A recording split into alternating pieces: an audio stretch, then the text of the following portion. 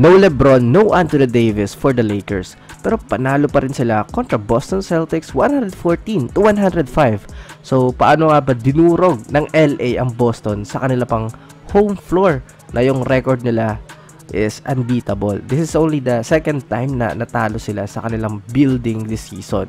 What a win for the Lakers. Medyo gets mo na kasi kung bakit pinaupo si LeBron at AD. Kumbaga, this is the game na they are not supposed to win. Kaya, imbes na mapagod yung mga stars, upo na lang. Tsaka, all-star naman na si Davis. The most impressive part of this win para sa Lakers is kumpleto yung Boston Celtics. Andyan si Kristaps Porzingis. Dito kasi magkakaroon ng freedom si D'Lo to create. As in, lahat ng possession kapag nasa loob ng floor, pwedeng siya yung magmando kasi wala naman si LeBron to dictate or control the game. Here, yung drive niya to the basket, mintis lang pero naging way yon para magkaroon ng dunk si Jackson Hayes kasi na-force niya yung help to block his shot. Tsaka ito, first 3-pointer ni Austin Reeves, mas magkakaroon din siya ng touches kasi siya lang din talaga yung scoring option kapag wala yung dalawa. Si D'Lo more on facilitating, which is okay para mag-coexist yung dalawa. Kahit malayo, may green light si Reeves to hit this 3-point shot. Tingnan nyo, sa kanya lang talaga nakafocus yung defense.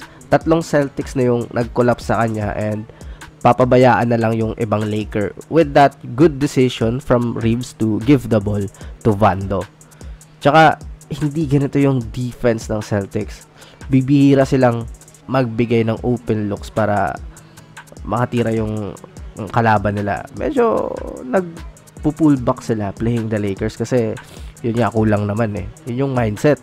As you can see na, wala man lang efforts Jason Tatum dito pagkatapos ng switch ni. Hindi man niya lang binump or kinover yung roller. Kumbaga, wala silang respect sa ibang players ng Lakers.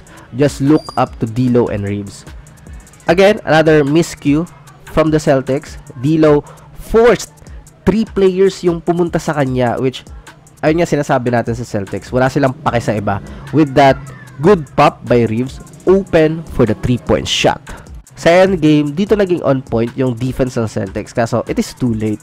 Yung usual nilang man rotation kapag nagbo-ball swing yung kalaban, nakakapag-rotate na sila pero mainit na talaga yung Lakers, especially Russell and Reeves.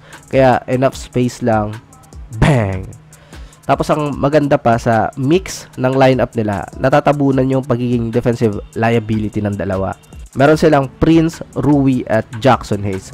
Sometimes kasi target si AD ng mga guards dalhin sa outside. Si LeBron naman, not the same as before. He wants to stand minsan.